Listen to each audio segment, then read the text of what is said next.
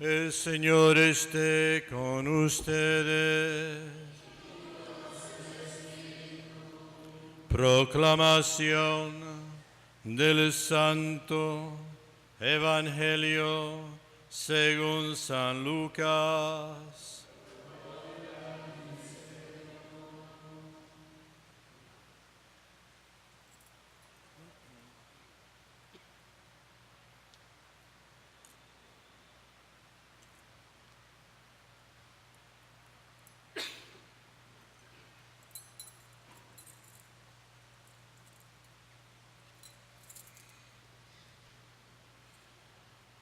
Excelentísimo Teófilo, muchos han emprendido la tarea de componer un relato de los hechos que se han verificado entre nosotros, siguiendo las tradiciones transmitidas por los que primero fueron testigos oculares y luego predicadores de la palabra. Yo también, después de comprobarlo todo exactamente desde el principio, he resuelto escribírtelos por su orden, para que conozcas la solidez de las enseñanzas que has recibido. En aquel tiempo, Jesús volvió a Galilea con la fuerza del Espíritu, y su fama se extendió por toda la comarca. Enseñaba en las sinagogas, y todos lo alababan. Fue a Nazaret, donde se había criado. Entró en la sinagoga, como era de su costumbre los sábados, y se puso en pie para hacer la lectura. Le entregaron el libro del profeta Isaías, y desenrollándolo, encontró el pasaje donde estaba escrito: El Espíritu del Señor está sobre mí, porque Él me ha ungido.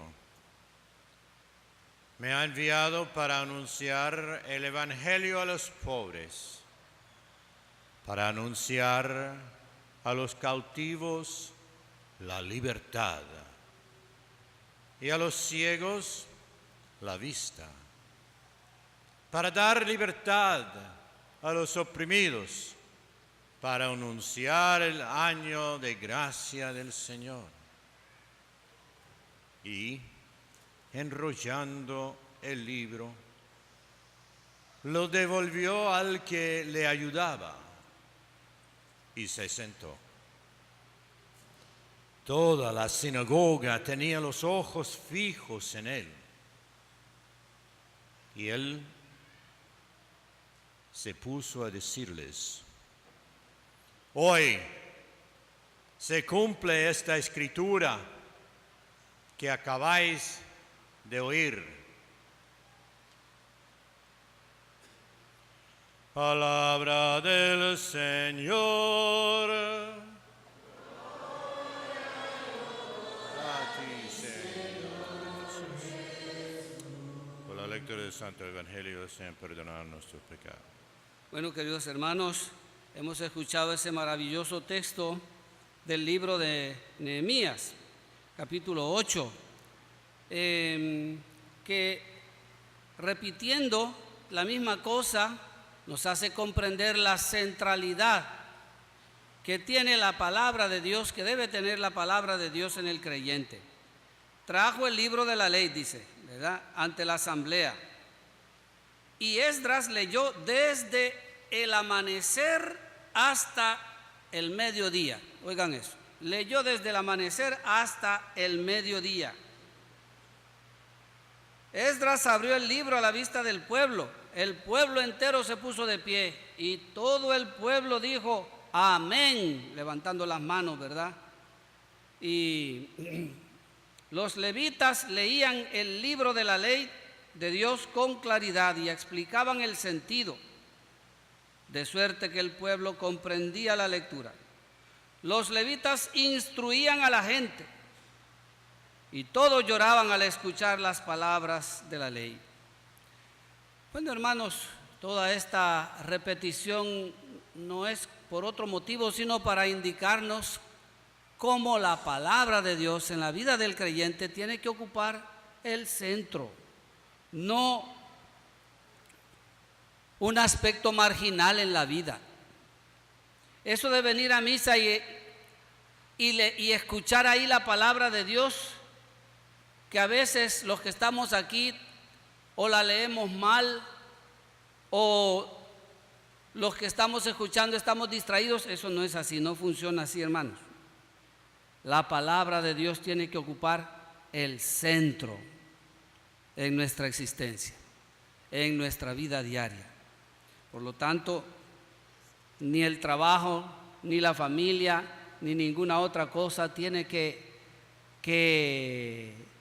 distraernos de esta obligación de nosotros, vamos a decir.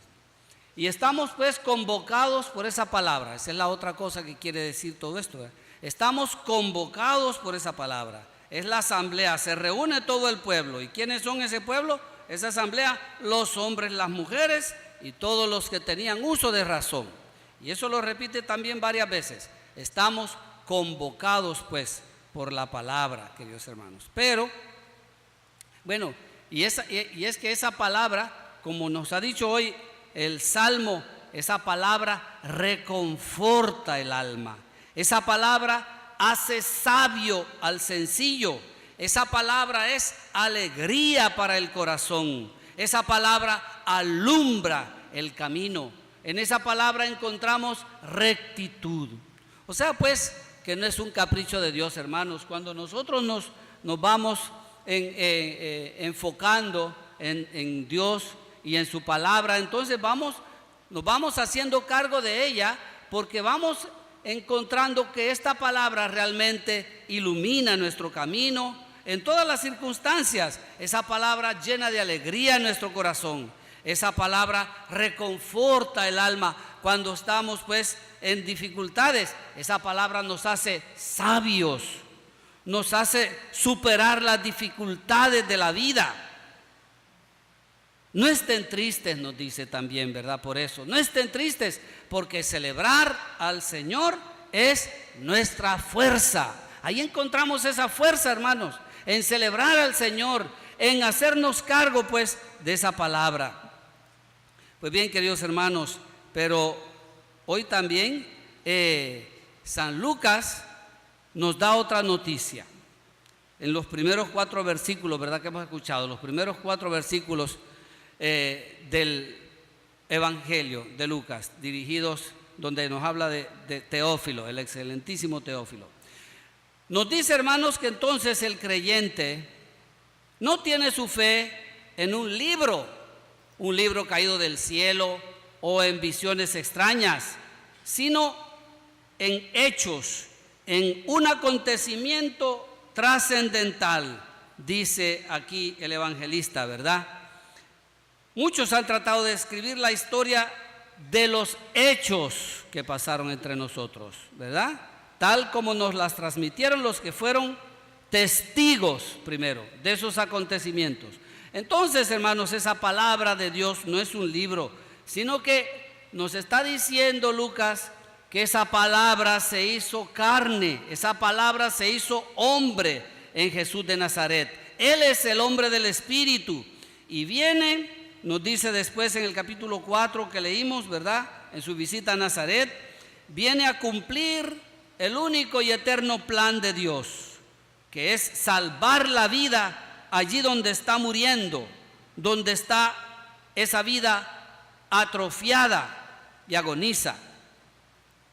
Entonces, queridos hermanos, de ese Jesús que es la palabra hecha carne, emana la vida en abundancia. Y esa palabra, queridos hermanos, entonces no es sobre cosas secretas o sobre cosas terribles. Esa palabra no es una palabra de juicio y condenación, ¿verdad? Sino, según lo que el mismo Jesús nos ha dicho, esa es una palabra que actúa la misericordia y la liberación del hombre. He sido ungido con el Espíritu Santo para llevar la buena noticia a los pobres, a los cautivos, a los ciegos, a los oprimidos, y para anunciar, proclamar el año de gracia del Señor. Es una palabra, pues, ese Jesús que actúa la misericordia y la liberación de nosotros los hombres. Y por ello es que tiene el Espíritu para eso, y por eso ha recibido el Espíritu Santo, hermanos. El Espíritu Santo, Él es impulsado por el Espíritu, nos dice Lucas. Él es el que el Espíritu se ha posado sobre Él para poder actuar esa misericordia y proclamar el perdón de Dios y la salvación. Queridos hermanos, y San Pablo hoy también en su carta a los Corintios nos dice que también todos nosotros, dice, hemos sido bautizados en un mismo espíritu. Se nos ha dado a beber del mismo espíritu. Ese espíritu que se posó sobre Jesús, ese mismo espíritu se nos ha dado a nosotros para formar un solo cuerpo. Y ese cuerpo es el mismísimo cuerpo de Cristo, hermanos, con el objeto, pues, de que todos nosotros, como miembros de Cristo, nos preocupemos de los demás. Ustedes, pues, hermanos, dice San Pablo, ustedes son el cuerpo de Cristo y cada uno es un miembro de Él. Así que, continúa San Pablo, cuando un miembro sufre, todos sufren con él. Y cuando recibe honores, todos se alegran con él. Para eso hemos sido bautizados con el Espíritu, hermanos. Quiere decir, pues, que esa misión de Jesús que hemos escuchado ahora, de evangelizar a los pobres, no es solo la misión de Jesús, es ahora también nuestra misión, puesto que hemos nosotros, igual que Él, recibido el Espíritu Santo, queridos hermanos. Hemos sido bautizados en la iglesia. Por lo tanto, hermanos, ser cristiano es lo mismo que ser misionero, es la misma cosa.